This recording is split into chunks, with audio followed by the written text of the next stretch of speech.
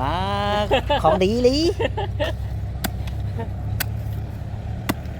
เสียมจะชิบุ้มเจอของดีแน่เพราะว่า เสียมกับเบาๆเด็กพูด ดามมันเบาเนาะ rồi มันเลยซับยะ ผมเสียมnữa ảo đấy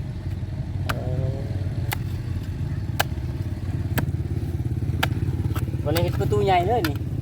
แม่เนี่ยแล้ว กันเลยประตูใหญ่เลยย่อออกเปลือกเขาซื้อตะปูมาเห็ด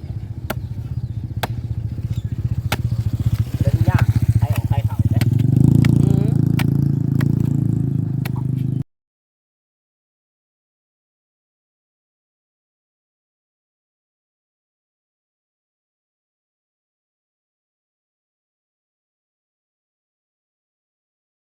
สวัสดีและสบายดีพ่อแม่พี่น้องเนาะ rồi rồi นี่แหละเนาะทางเขาก็มาบอนขุดเพนว่าไปเห็นของดีสิเป็นหยังเลยของดีนะว้ายคือย่านแท้ว้าของดีลี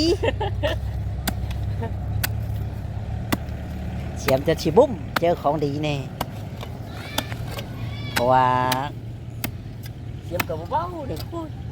ดามมันเบาเนาะ rồi มันเลยซับยะ ผมเสียมnữa ảo đấy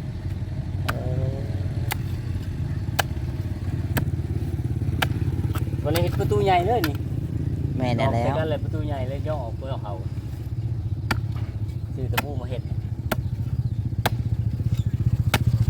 เล่นยากใครออกใครเขาเนี่ย นี่แหละไม้อันนี้ก็เอาออกไปนี่เก๊กกะ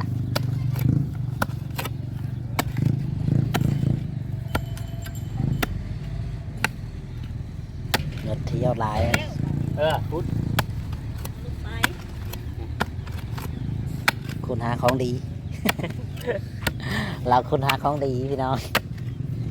ง่ายปอนเพิ่น กูเสียม คุณให้มันแน่นได้บ่แน่นสุด งูเอามาชนนี่มันสิบ่หลุดสติ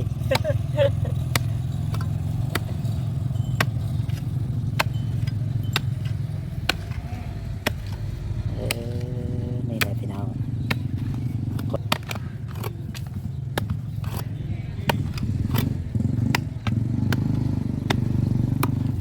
มันเงาเจอเนาะ อืม อะไรแล้วนี่ ได้แล้ว โบลมเนาะ หัวตัวไหนมันสิแหงแบบนั้นแท้เนาะ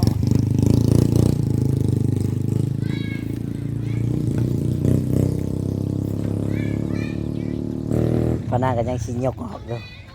เพิ่นเอามาเมื่อหน้าก็ยกออกแล้ว งอกแล้ว เพื่อเสาเพิ่นสิแหงเพิ่นกำลังเท เนาะ จากมือใดแล้ว มือสองมือพุ่นแหล้ววะ แม่ อืม เป็นยันไก่เป็นออกเลยก็วันนี้ เออไก่เพิ่นบ่ได้ออกจากเถื่อบ่นี่ โบไหนออกมีตัวนี้เยอะ แค่อยุมันบ่ติดพาดติดหยังติดคือกันบ่ ติดนั่นแหละ เฮ้ยฉันมันยังออกมันก็ออกได้เด้ฉัน ไก่ฮะละ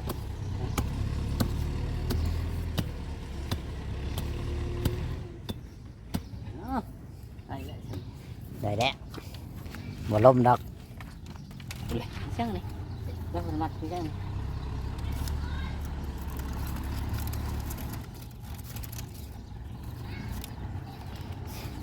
หมดไว้แล้วเราจะมาล่ม ไก่เลยเนาะ อืม ดีเลย อ่ะครับ เสียบไปคน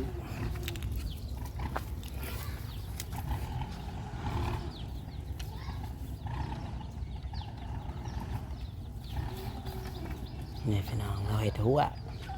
ให้พอตาเราพอตามากำกับเองเลยกินนี่นะต้องเห็ดแบบนี้ติฮะ เราจะเก็บเอง โอ้ตอนจะมาเราเห็ดเราไปบอลหรือว่ายัง แมนจะเข็ดเลย เออ คนเช็ดให้ดอก เราจะลูกบ่มาเห็ดให้ โดย ต้องมากำกับลูก ได้เลยครับพี่น้องเดี๋ยวเนาะ แม่น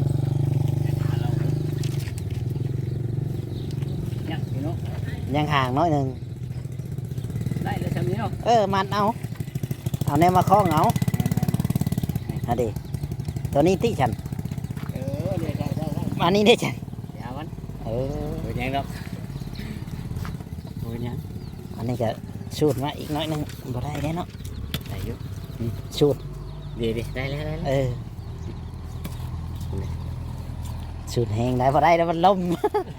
ให้ชินักก็เก่าแล้ว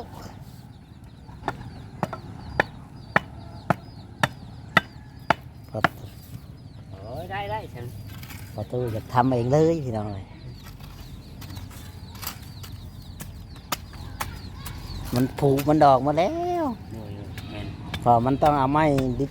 ใหญ่ๆพอไม้เราเห็ดตั้งแต่กี้แต่เราแข็งเหือแข็งแห้งอันนี้ห่วย ได้แล้วฉัน ได้อะแล้วพอได้สิไปเข่าปานนั้นเนาะนี่แหละพี่น้องไปเอ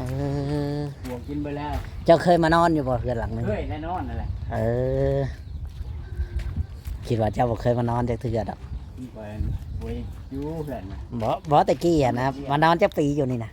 โอ้ยแต่เอากันก็ไม่รอดนอนเพื่อนหลังนี่แน่ไปอยู่เชียงนาแน่ เออ แต่เรามุ้ยห้องน้ำเด้ อ๋อ แต่ออกไปอยู่คุณเนี่ยสบาย ได้ลูกนี่คนหนึง โดยแมน ในเรือนหลังนี้ อยู่เนี่ยเป็นไฟนี่ อ๋อเจ้านอนเรือนไฟ โดย เรือนใหญ่นี่พอตู้ก็ไม่ตู้แต่กี้เนาะ โดยแม่น เออ แล้วออกไปอยู่หน้ามัน เอาไปนอนอยู่เถียงนั้น โดย ก็จนเท่ามีเฮือนหลังน้อยๆหลังหนึ่งคน แมน กับลูกกับเมียกันยันหาเงินหาคำเลยแล้วเพื่อสิได้ โดย จำนั้นกัน แมน แม่นลูกเต้าบัดหลายบัดนี้บัดลูกสาวมาอีกเห็น เฮือนก็บ่มีหาบ่นอนให้ลูกได้อบัดนี้ โดยหาแล้วพยายามหาแล้ว ลูกสาวลูกชายอีกเด้บัดนี้ลูก นั่น ส่วนหลายก็คนแถวนี้ขัดเขาเอาลูกเอาผัวเนี่ยเขาสีเมื่อเฮือนผัวบ่หรือว่า ยิงตามเลย แล้วแต่เนาะ โดยแมน เออยันวะบางคนก็อยู่น้ำพอเท่าไม่เท่าก็มีได้ โดยแมน ขัดอยู่น้ำเขาก็ต้องมีให้มีหน้าคือว่าแล้วมีของตัวเอง โดยแมน ก็จักสิหาในใดเนาะ โดย คือว่านะ ครับ คือทางเจ้านี่ก็ทางบ้านทางช่องเจ้าก็บ่มีบ่แบบว่าให้หนาตากา โมมี่นะ เออ โมแม่ขายเบิด ขายมาแบบปันลูกนี่บ่หรือว่าเพิ่นขาย เพิ่น แบ ขาย บ แบ่งกันเลย อ๋อแบ่งกันญาติพี่น้องเพิ่นนั้น โดยแมน แล้วมันเหลือเล็กๆน้อยๆเนาะ โดย ตอนนี้อยู่บ้านเจ้านี่ยังเหลืออ้ายเจ้าบ่เหลือน้อง เอื้อยกับน้อง อ๋อ อายเอาเมียอยู่พูนอยู่ทางเวียง ก็ติดต่อกันอยู่บ่ล่ะ ติดต่ออยู่ ได้คุยกันอยู่เนาะ โดย คิดว่าคนต่อไปแล้วก็บ่ได้ติดต่อกันแจกกันใจาย ติดต่อกันเอื้อยก็โทรหาอยู่ให้เมื่ออยู่ครับมือเวลาเมื่อ อ๋อ คือรถอย่างนั้นรถก็โอ้ยบ่ฮอดเอารถนี่ก็ได้ บ่แม่นว่าบ่มีเวลามื้อบ่มีเงินมื้อว่าจังซั่น เมื่อแม่น เวลาน่ะมันมีอยู่แต่มันน่ะบ่มีเงิน มี นี่แห เงิ ละ นนี่แหละ โอ้มื้อเทื่อหนึงนี่เท่าไหร่ค่ารถแต่นี่มื้อพุ่น ค่ารถนี่บ่ฮ้อยไปสวรรค์นี่ก็เท่าไหร่เดือนนี่ จักแล้ว 100,000แล้วฮอดสวรรค์นี่ 100,000 โดย เมื่อบ้านนี่ก็แสน 200,000 โดย บัดค่ากินค่าอยู่บ่ยังบ่ได้ไล่เด้นี่ เรื่องบ่ได้หลายแม่ มีได้300,000 400,000พุ่นแล้ว โดยแ ประมาณนั้นบัดกลับไปกลับมานะปลาไป800,000ล้านหนึงพอดีอะตีไปรถหลักล้านไป ได้ อืมแต่ว่าครับ โทรคุยกันเนาะว่ากัน โดย ว่าอันนั้นก็มีเวียงมีงานก็คุยกัน โดย ถ้าบ่มีเวียงบ่มีงานก็อยู่พายุมันแบบนี้แหละเนาะเพิ่น โด ก็ ย อยู่ครอบครัวเพิ่น โดย เฮาก็อยู่ครอบครัวเฮาคือว่านั่นแหละอืมอยู่บ้านเจ้าในชวนหลายเลยเขาเฮ็ดเวียกเฮ็ดงานหยัง มันก็ยิงตามเผาทานขึ้นแล้วแถวนั้นก็ได้เลี้ยงแบะเขาก็ เผาทานเลี้ยงแบะ โดยพี่อ้ายก็ไปหาซื้อแบะเขาพี่อ้าย อืม หาซื้อแบะไปขายได้แต่ละแสน2แสนแล้วมันน่ะ แม่นแลกำไรมันเนาะ แม่น ใครก็เฮาอยู่ซื่อ เพิ่นมีทุน ๆเอาแท้ บ่มีทุนค่อยเออ ขันไปหาซื้อก็ได้อยู่เนาะ โดยแม่น พอได้มีทุนแบบว่าอันนั้นแน่ก็เล็กๆน้อยๆได้กำไรพอได้เลี้ยงลูกหรือว่าพอได้เติมน้ำมันนะพออย่างเช่นเสียพอบ่ได้ขาดมือ โดย ขันว่าหาบ่ได้เห็นอย่างนี้โอ้เงินไปหาขาดมือขาดตีนคือเจ้านี่แหละอยู่นี่กับเผาเตาทานอันนี้ขันว่าบ่ได้เห็ดทานเดี๋ยวเงินขาดมือขาดตีนก็จักสิเอามาได้ใช้ความขยันดูมันขยันบ้านนี้จักมือเลยสิได้ขวดเอาลงในบ้านคิดว่า หามื้อพุ่นแหละหามื้อพุ่นแหละ หามื้อ โดย เออหามื้อขวดที่หนึง มือนี่ยานได้อัดอยู่เตาหน่อยน่ะ อ๋อ เตาใหญ่ ควรมันบ่หมดจะสิอัดบ่น่ะ บ่เบิด อ๋อ บ่ไม่ตาย อ๋อไม่มันตายเนาะมันก็สิหมดไว้อยู่ แม่ พี่น้องเอ้ยทางไงปอนบ่ก็นี่ว่าสิเข้าไปถามเอ้ยล่ำว่าได้ยินข่าวว่าบ่สบายแล้วบ่สบายบ่ แม่นบ่สบาย ลูกเราไข่ก็ออกมา ใช่ เลยบ่ได้ถาม โดย อืมเป็นยังแข่งผลเถื่อนบ่ บ่สบายแต่มื้อนั้นพุ่นแหละ เออ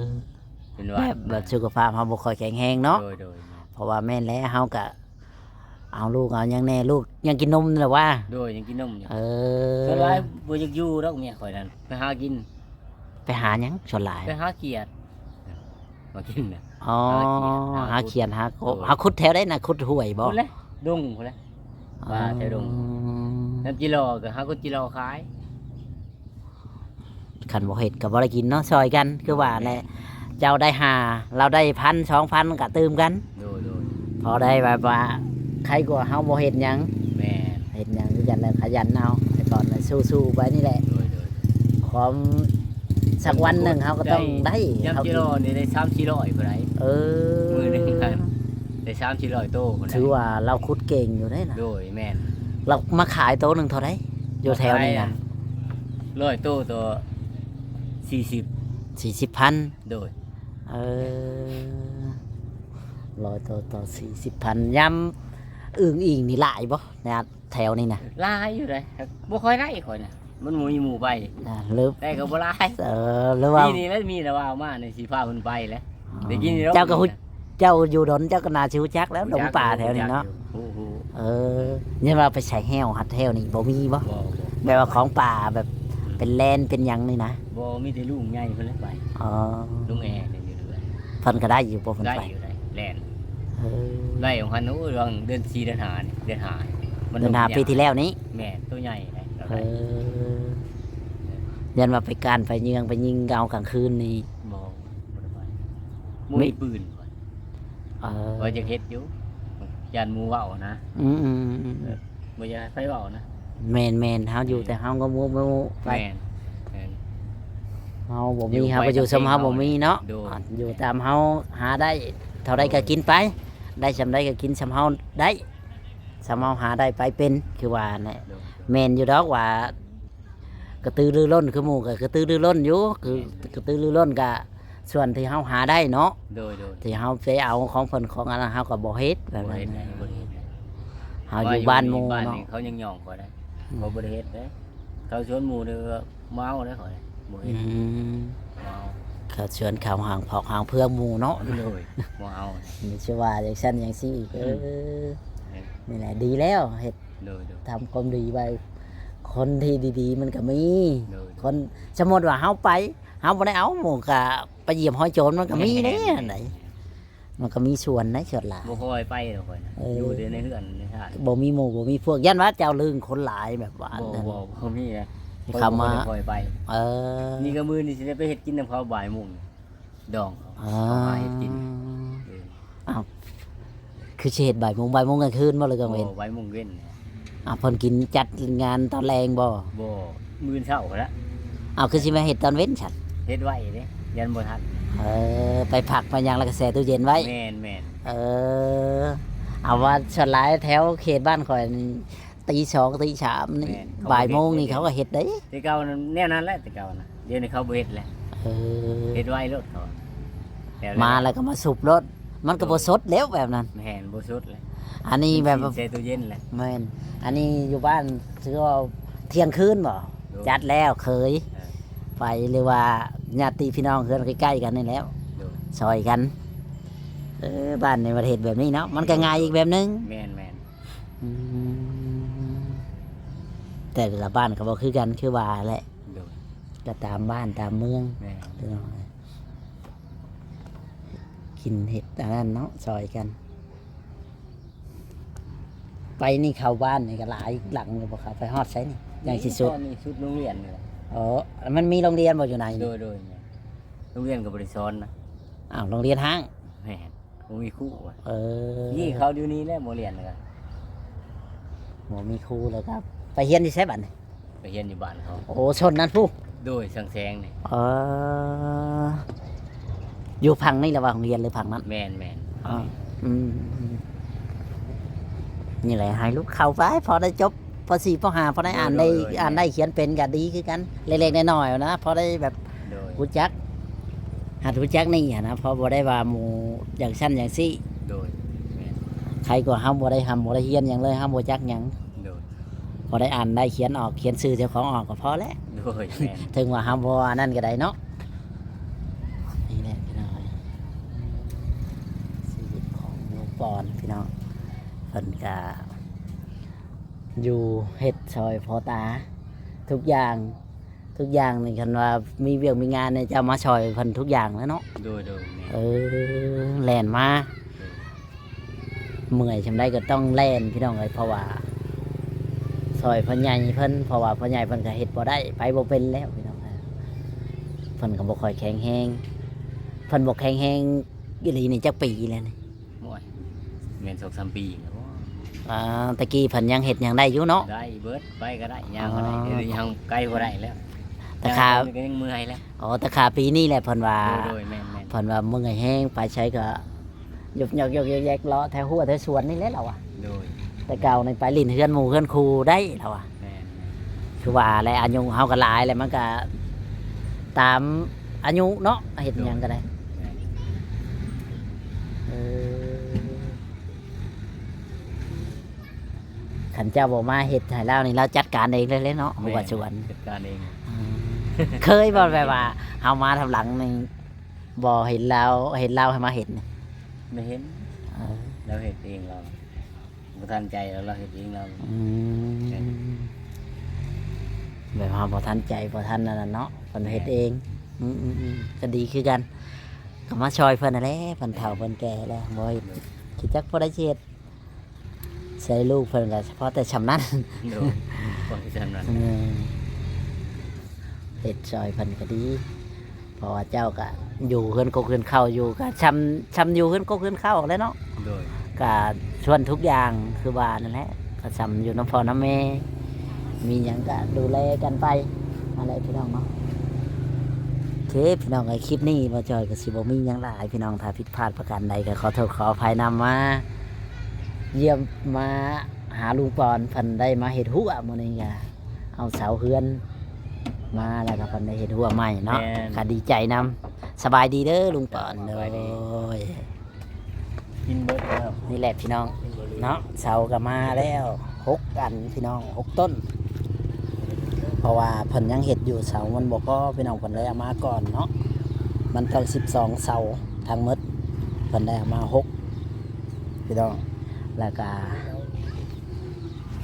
แห่กับชายก็มาแล้วพี่น้องเนาะนี่แหละแห่กับชายก็ได้มาแล้วพี่น้องแห่ก็ได้มาเป็นที่เรียบร้อยชายก็มาพี่น้องถึงแห่ถึงชายแต่ว่ามันก็ญาติฝนตกนะน้ำมันตรงหลังคาพันให้พันเอาไม้เอาหยังมากั้นไว้บ่ให้ชายไหลไปนั่นแหละพี่น้องเนาะก็ดีใจพี่น้องเลยเนาะ โอเคพี่น้องคลิปนี้ก็สิบ่มีหยังหลายถ้าว่าอันใดบ่จอยก็ขอโทษขออภัยนำพ่อแม่พี่น้องฝาก FC กดไลค์กดแชร์กดติดตามให้กำลังใจบ่จอยหน่อยเด้อพ่อแม่พี่น้องฝากกดไลค์กดแชร์กดติดตามให้กำลังใจบ่จอยเนาะกันด้วยเบิ่งคลิปบ่จอยหน่อยเด้อพ่อแม่พี่น้องลงคลิปใดก็สมอยสมีพ่อแม่พี่น้องเบิ่งคลิปบ่จอยขอบุญขอบคุณไว้ตรงนี้พี่น้องเลยเนาะก็ขอมุกขอบใจหลายๆทั้งป้าทั้งลุงทั้งอาทุกท่านอะไรพี่น้องเนาะที่เข้ามาดูมาชมเป็นกำลังใจให้บอจอยบอจอยขอจบคลิปลงเพียงเท่านี้พ่อแม่พี่น้องถ้าผิดพลาดประการใดบอจอยก็ขอโทษขออภัยนำเนาะสวัสดีและสบายดีFC ที่หักแพง